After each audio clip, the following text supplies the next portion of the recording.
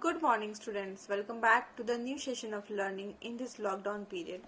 This is your business studies classes of class 11. Okay, and we are discussing again on chapter number 2, that is forms of business organization. Okay, in the last video we had gone through demerits of joint stock company. In today's video we are going to deal with the types of company. Okay, there are three types of company on the basis of ownership. Okay, अगर हम on the basis of ownership देखें तो there are three types of company.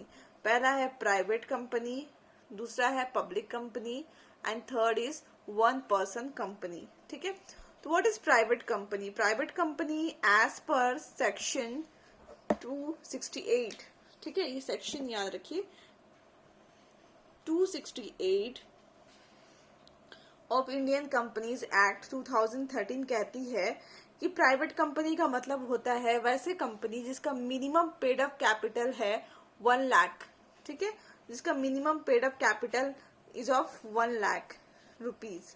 Okay, और such higher paid up share capital में be prescribed and which by its article, मतलब article में अगर उसके पेड अप शेयर्स को और हायर लिखता है then only it will be required.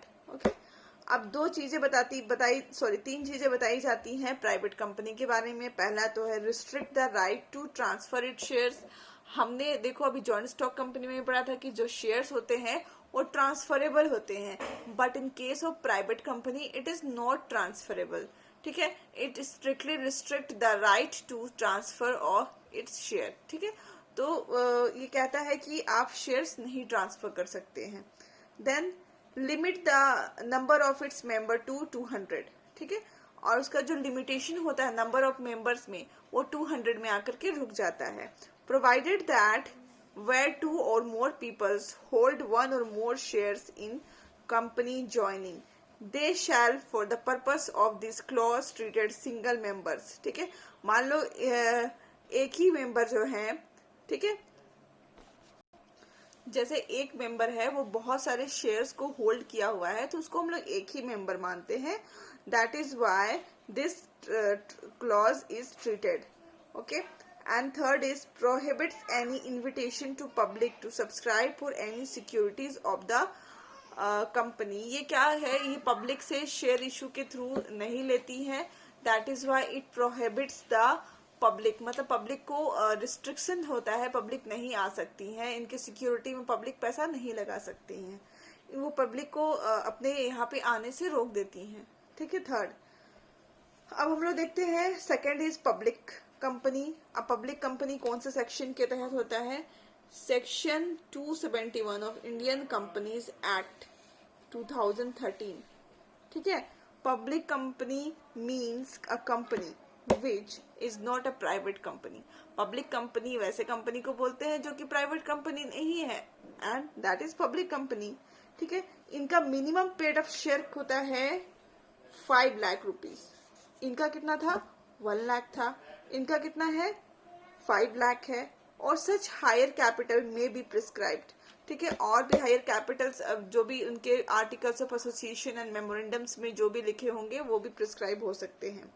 ठीक है, company which is a subsidiary of a company not being a private shall be deemed to be public company for the purpose of act even one subsidiary.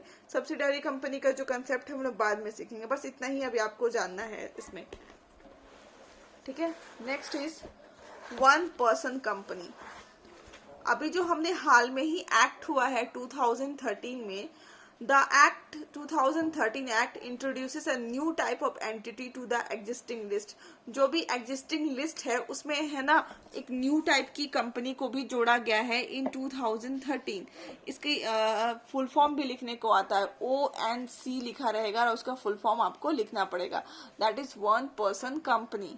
ठीक है, a type of entity to be existing list apart from, मतलब private और public छोड़ करके अभी एक नया concept आ गया है वन पर्सन कंपनी. ठीक है, इसका मतलब होता है a company with only one person as its member. उसके बस मेंबर कौन होंगे?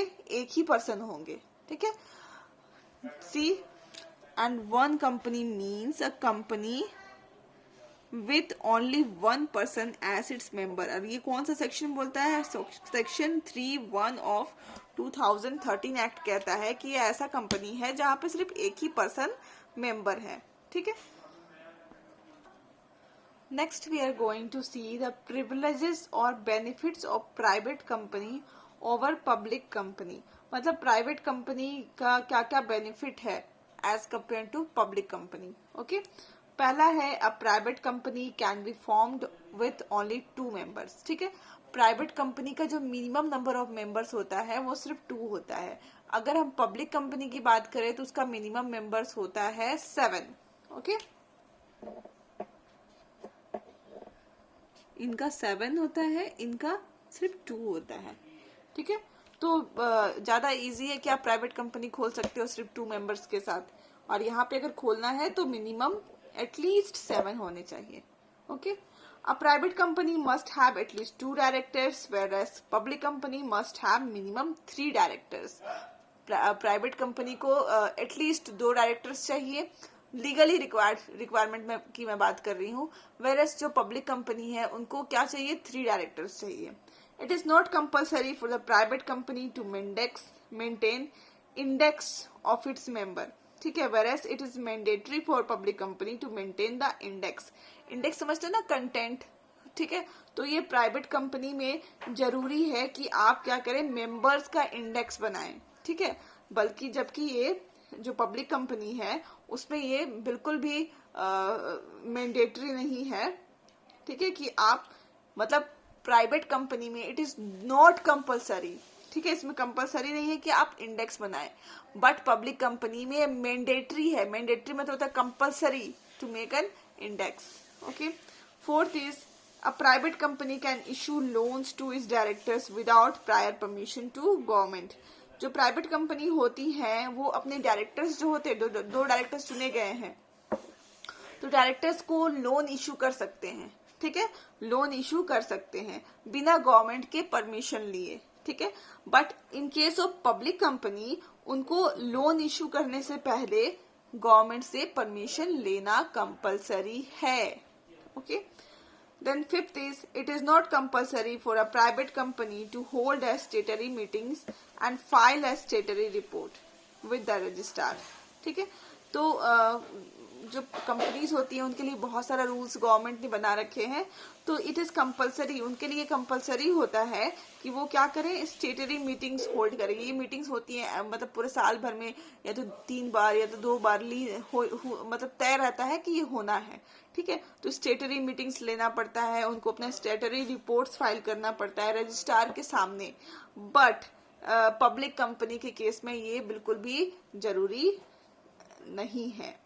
ठीक है, पब्लिक केस में, पब्लिक कंपनीज में दिस इज कंपलसरी। ठीक है, but in case of private company it is not compulsory, even not, it is optional. Okay, आप ना कराएं, बिल्कुल सही है, but in case of public company it is compulsory. क्यों कंपलसरी है? क्योंकि देखो पब्लिक कंपनी को जितनी भी फंड्स मिलती हैं वो गवर्नमेंट से मिलती हैं, और उस फंड को किस तरह से आप यूटिलाइज कर रहे हैं ये गवर्नमेंट को जानने का पूरा हक होता है। That is why it is compulsory to file statutory report and in front of registrar.